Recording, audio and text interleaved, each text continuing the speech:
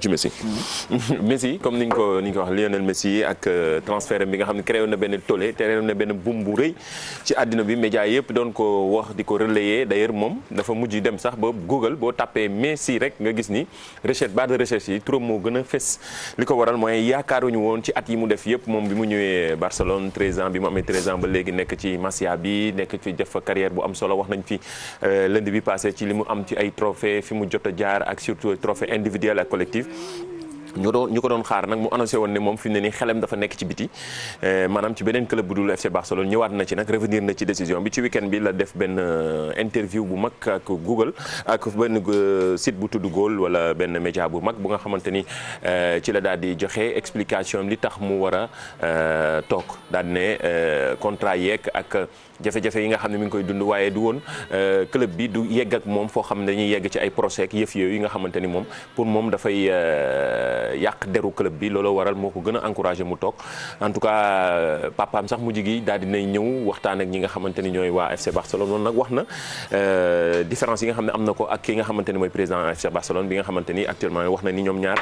kii di président bi nga xamante mooy Bartomeu daf ko jàppee comme koo xamante ne dafa respecté wul kàddoom ci ay contrat ndaxte yàgg na leen wax ni moom mii kat yëf yi bu jëmee kanam moom dafa bëgg a jóge ci club bi mais li ci mën a am solo daal mooy contrat bi nga xamante ne mujj gi clause bi nga xam ne teg nañ ko ay 700 millions de dollars euros yoo xam ne dañ ko fi teg daan ne bu bëggee génn foofu la mën a jaaree nag loolu nag nee na du fa jaaree ndaxte bëggul yóbbanteeg wala demanteeg club bi di FC Barcelone mooy club de këram foo xamante ne ay mbiru justice la wax na sax relation bi nga xam ne ay doomam am na ko ak club bi ndax nee na doomam sax mujj gi da koo ñaan pour mu toog te loolu yëpp nee na da koo dajale réfléchir xool bu baax daan ne meilleure solution daal mooy desaat ci saison bi ba contrat am jeex di fàttali ni contrat mi ngi war a jeex ci atum 2021 ñenn ñi nag ñi ngi njort ne bu fa jógee bu contrat bi jeexee da fas yéene wu ko daane renouveler maanaam dina dem découvrir yeneen championnat te loolu nag ñi ko doon xaar bari nañu def nañ sax benn sondage démb ñu ngi koy gis daan ne supporter Barcelone yu bari daan nañ ñi yaakaaruñu woon ne Messi dina toog ñoom pour ñoom jàppoo nañ seen bopp ni saison bii di ñëw ñoom Lionel Messi du bokk FC Barcelone li ñu ci mën a jàpp nag moo di finalement moom décidé na des ci FC Barcelone moom Lionel Messi gannaaw benn interview bu mu def ci Goal daan ni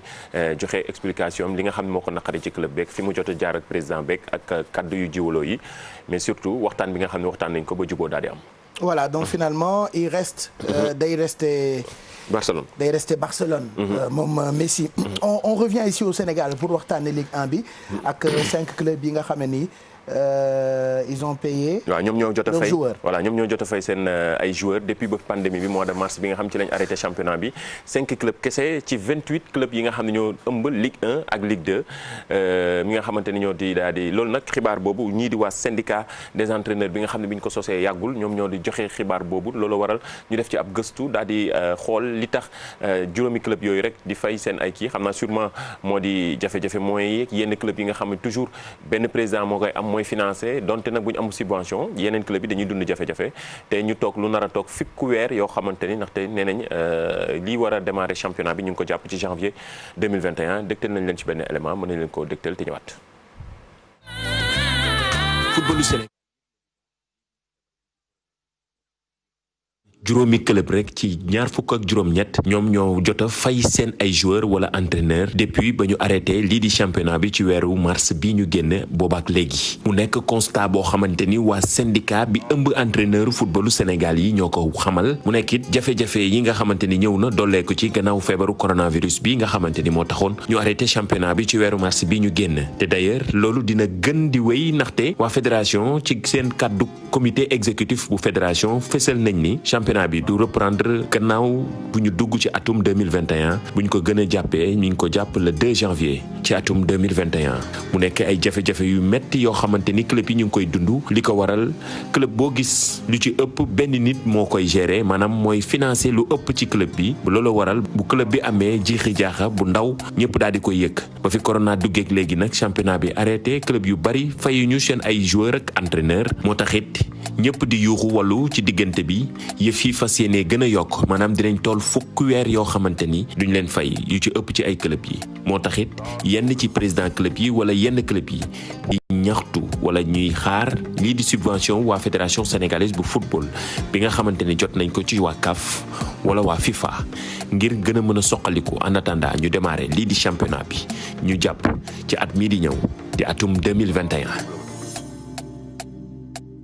Seuls 5 clubs la ñu fay donc ak ci Ligue 1 bi. waaw ci Ligue 1 bi ci 28 yoo xam ne wax nañ ko sànq ci moo ëmb Ligue 1 ak Ligue 2 li ko waral nag wax naa ko ci biir élément bi moo di jafe-jafe yi nga xam ne club yi d'habitude benn nit moo koy gérer mooy financer li nga xamante mooy paiement yeeg jafe-jafe yi li nga xamante ne mooy ëmb club yëpp ni club di doxee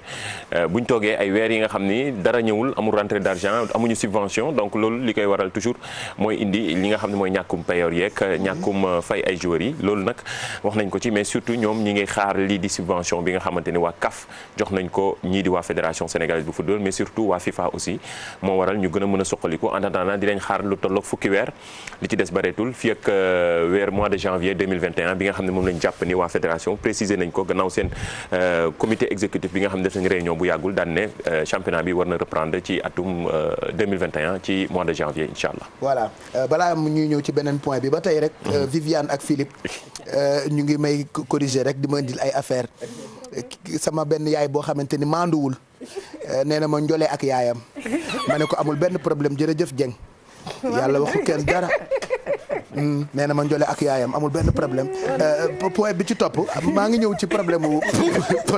sama invité bi Viviane terrain seta i dina coow terrain seta yow tamit saa yu génnee dem saa yu génnee gën Viviane saa yu génnee indi coow terrain seta sama yaay ji manduwul nee na ma njole ak kii jërëjëf Dieng amul benn problème njole ak yaayam Modou match amical Sénégal Mauritanie bi leer na ci bopp yi wala leeragul. waaw leer bon waa fédération Mauritanie bu football ñoo ko annoncé ci seen compte Twitter annoncé que ni le 13 bii di ñëw maanaam le 13 octobre lu ñu ko jàpp ne match Sénégal Mauritanie dañu am benn match amical waaye fii di waa fédération sénégalaise bu football ak ay interview yi nga xam ne Aliou Cissé jot na ko wax ñoom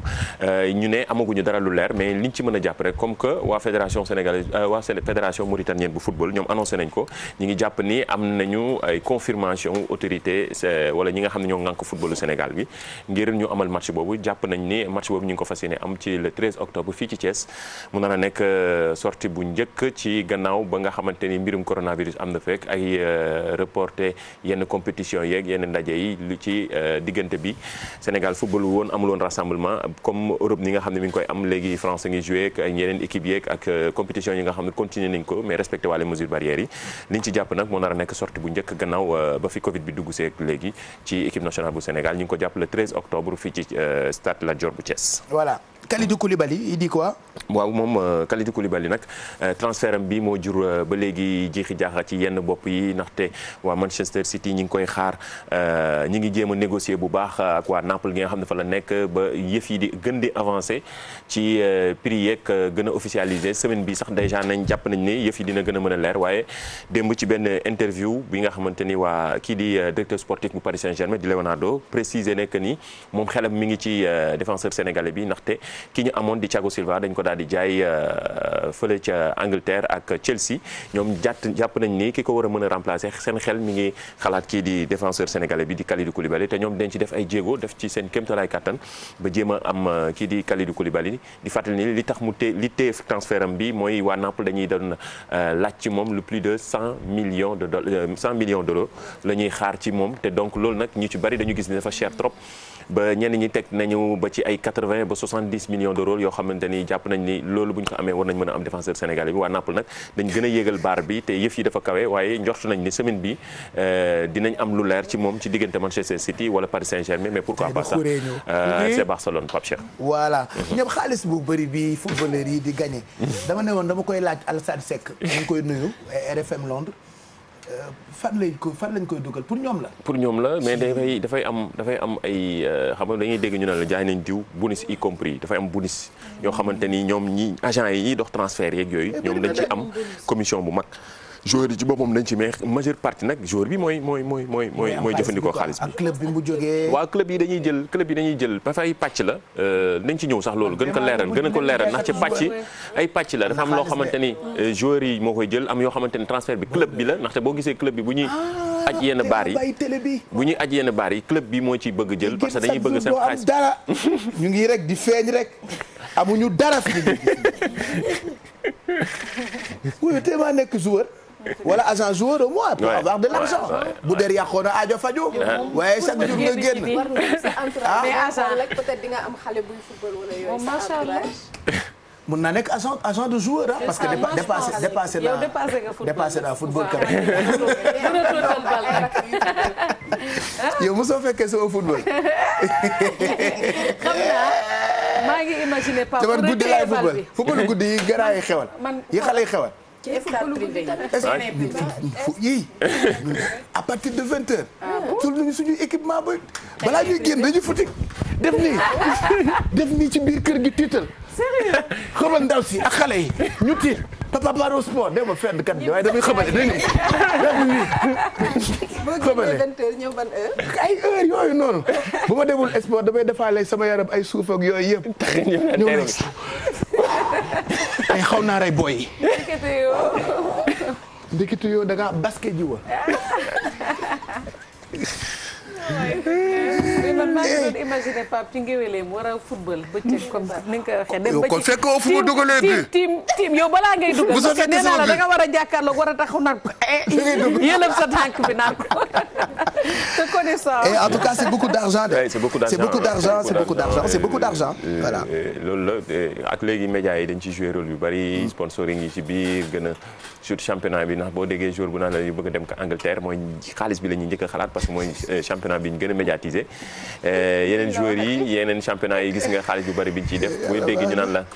damay dem ni ay transfert jour temps jox nañu ay plus de 100 millions d'euros loolu dafa yéeme club bi nag da ciy am lu bëree bëri parce que ñoom loolu la ñuy mën a jëlaate après doo ko defaat seen marchandage ci yeneen joueurs yoo xam ne dañ koy mën a jënd ay jëndal ma jaay la comme que dafa nekk nit nag il faut mu am ay transactions yu muy jaar ndaxte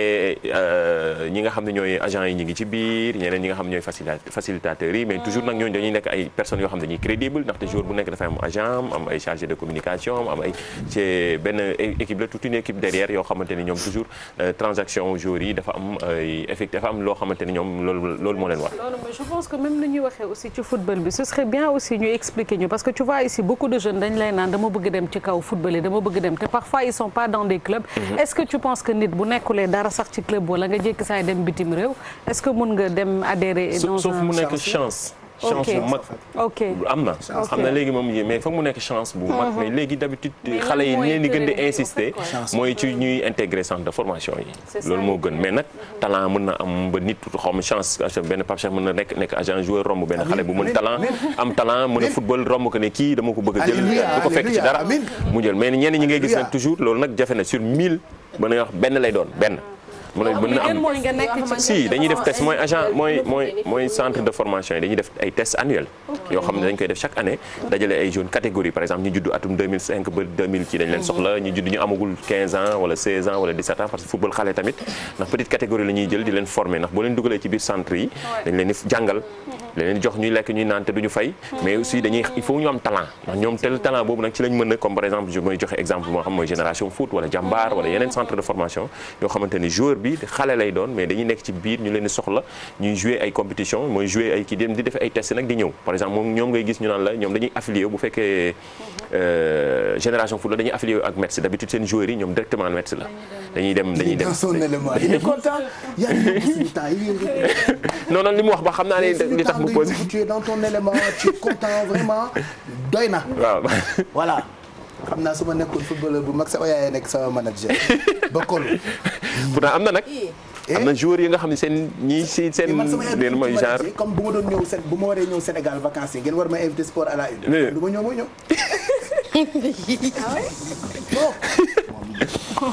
damay fàttali benn joueur Rabiot dafa am benn joueur bu nekk France Rabiot yaay ji moo géré lépp vite fait dénkaanewul doom moom vite wax na dëgg maam Fatou Ndoye bu ma soxla mooy ñëw toog expliqué ne waaw sama doom ci terrain bi ku mel ni Neymar est-ce que waxuñu woon yaayam day gérer ay affaires non papaam plutôt papaam Rabiot la yaayam am na benn joueur français bu ñu boo xam ne intégré moom yaayam moo géré ay gestion beeg yenn parfois nag maire yi dugal ko ci ay problème ndaxte moom boo xam ne Rabiot xaar ma bañ a sori ndaxte pas général temps bi mais Rabiot moom parfois jafe-jafe yu ndaw yi mu am maire bi ci la bokk yaay ji ci la bokk jaaral dañ lay bàyyiloo sa meilleur xaritu sport. fii ci club bi bu ko solusi ni mu la xoolee baaxul da lay liggéey.